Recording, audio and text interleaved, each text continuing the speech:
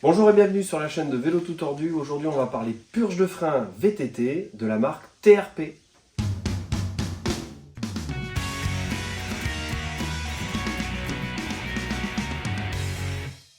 Vous avez été très nombreux à regarder la dernière vidéo de purge de frein de la marque Shimano et je vous en remercie. Cela dit, les commentaires ont fait un petit peu débat concernant la fréquence de purge de frein que l'on doit réaliser sur son vélo. Donc la fréquence de purge des freins dépend surtout de l'utilisation que vous en faites. Si vous faites de l'ADH avec des gros freinages où vous allez faire monter en température l'étrier, là forcément il va falloir purger donc assez souvent. Donc à contrario, si vous roulez très peu souvent et que vous faites essentiellement du plat ou du vallonné avec des temps de freinage très courts, là, il y a de grandes chances que dans 2 ans, 3 ans, votre frein fonctionne encore. Alors, que nous disent les fabricants concernant la fréquence de purge de frein? Donc, si on regarde les docs techniques, les fabricants de freins utilisant du liquide DOT, eux, sont très clairs. Pour SRAM, il est recommandé donc de purger le système de freinage au moins une fois par an. Et chez HOP, il est recommandé donc de purger les freins entre la première et la deuxième année, tout dépend de l'utilisation. Alors en revanche, c'est un petit peu plus flou concernant les freins qui utilisent du liquide minéral. Si on prend par exemple le cas des freins Shimano, donc Shimano recommande de remplacer l'huile lorsqu'elle est visiblement décolorée. Donc c'est assez compliqué de vérifier la couleur de l'huile dans un circuit complètement fermé. Chez TRP, eux, ils nous disent à intervalles réguliers qu'il faut contrôler le niveau de l'huile. Donc là c'est pareil, dans un système fermé, c'est un petit peu compliqué à contrôler. Alors Magura, eux, ils garantissent que leur propre huile ne subit aucun vieillissement.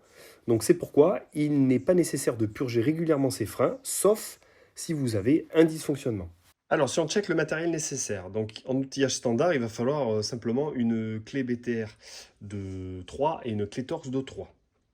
Vous pouvez également vous fournir donc d'un écarteur de plaquettes, donc c'est pas forcément obligatoire, ainsi que des cales pour maintenir les pistons rentrés dans l'étrier. Concernant la purge en lui-même, donc moi j'ai choisi un kit de purge de la marque TRP avec le kit basique que j'ai complété avec le petit entonnoir pour me faciliter la vie. Voilà, donc dans ce kit-là, vous pouvez purger donc tous les freins de la marque TRP. Vous avez donc le raccord de 5 mm, le raccord de 4 mm et le raccord de 5 mm. Il est fortement conseillé d'utiliser l'huile de la marque des freins pour la simple et bonne raison que dans certaines, il y a un petit additif qui permet de garantir la longévité de tout ce qui est joint à l'intérieur du mètre-cylindre et de l'étrier. Donc d'où le remplacement de l'huile assez fréquente.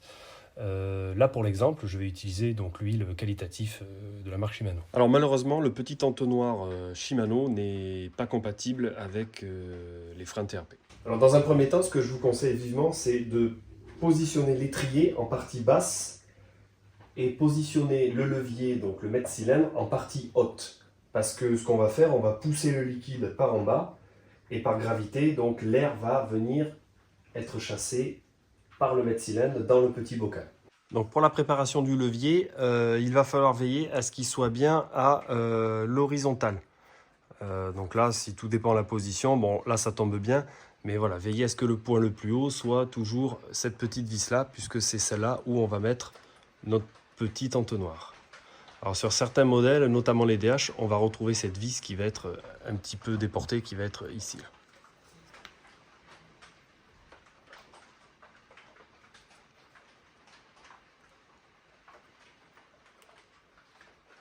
Attention au petit joint, il y a toujours un petit joint et je viens visser mon entonnoir.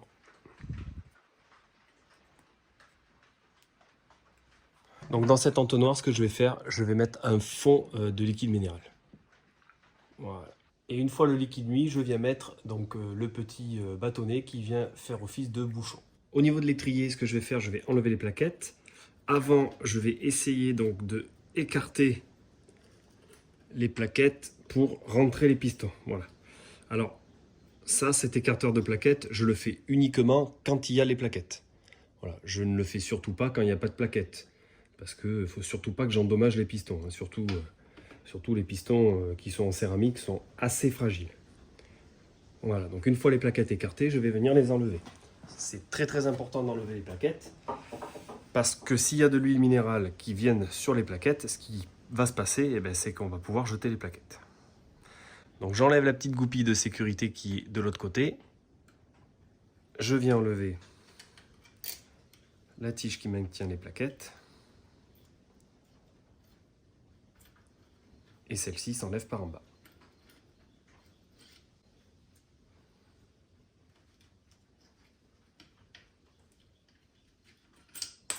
Donc ça, c'est des freins 4 pistons. Veillez à mettre la bonne cale adaptée. Ne mettez pas une cale qui va prendre uniquement 2 pistons ou un seul et la moitié d'un. Parce que là, quand vous allez ensuite faire la purge, il se peut que vous mettiez un piston en travers. Et comme je vous ai dit tout à l'heure, il y en a, ils sont assez fragiles. Donc là, vous pouvez mettre la cale et vous pouvez remettre la petite tige afin que la cale ne tombe pas. Donc maintenant, on va pouvoir préparer la seringue. Alors la seringue, on fait gaffe à bien clipper donc les tuyaux et ensuite on vient les visser correctement et comme il faut pour avoir une bonne purge. Il va pas falloir créer de fuite d'air. Donc là, je viens remplir ma seringue. Donc voilà. Donc le plus important, il va pas falloir qu'il y ait d'air donc dans ce tuyau là. Voilà, donc là on voit qu'il y a une bulle d'air. Il va pas falloir qu'elle y soit celle-là. Celle-ci, c'est pas grave puisqu'on va pouvoir la maîtriser en maintenant la seringue donc à la verticale. Voilà, donc celle-ci, bulle d'air, elle me plaît pas. Donc ce qu'on va faire, on va la renvoyer. Voilà, on la renvoie. Et là, c'est très important de ne pas avoir de bulle d'air à l'extrémité. On va venir enlever le bouchon de l'entonnoir. Alors pour la première étape, je vais venir à l'aide de la seringue, par l'étrier en position basse, je vais venir pousser le liquide dans l'entonnoir du mètre-cylindre. Alors je viens enlever la petite vis Torx de 15 pour venir visser à la place donc la seringue préparée. Alors il va y avoir un peu de liquide qui coule, vous pouvez mettre un petit chiffon au sol pour éviter d'en mettre un peu partout.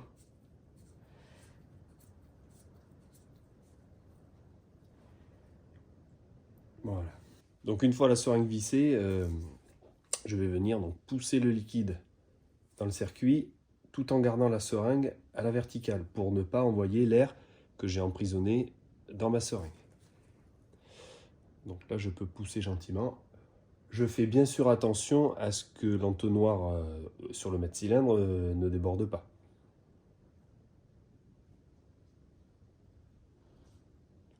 Donc là on voit le liquide qui monte au niveau de l'entonnoir.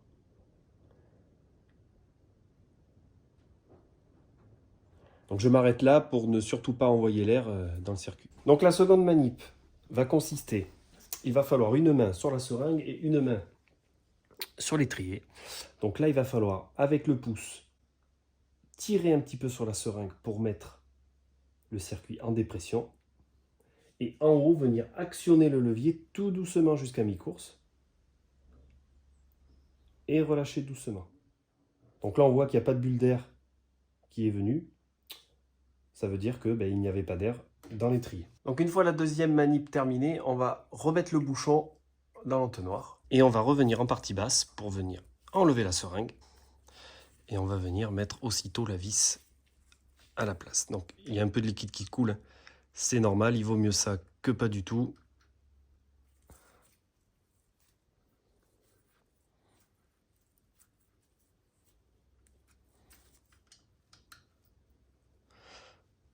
Et on serre ça à 0,6 Nm.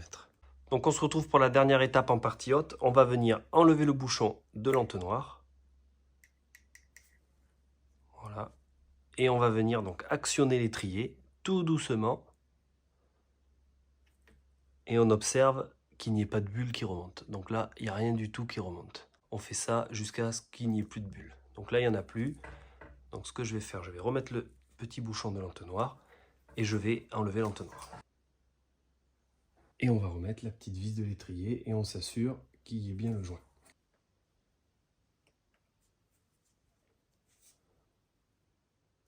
On nettoie tout ça avec du brake cleaner. Donc à présent, on va pouvoir enlever la cale.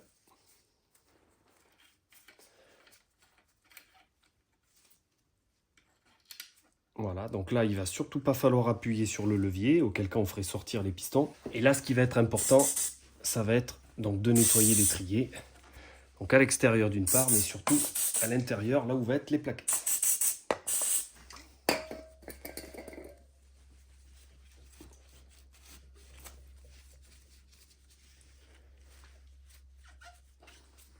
Parce que malheureusement, une plaquette contaminée, elle finit à la poubelle.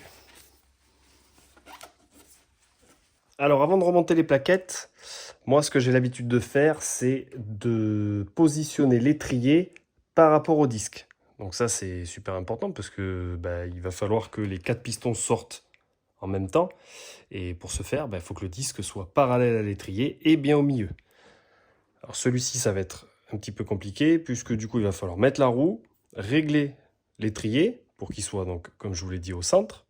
Et ensuite redémonter la roue pour remettre les plaquettes. Voilà, donc là le but ça va être de positionner le disque vraiment au centre de l'ouverture. Voilà, donc là on voit que mon disque il est au centre de l'étrier. Je peux vérifier si mon disque est voilé, il a l'air de tourner rond.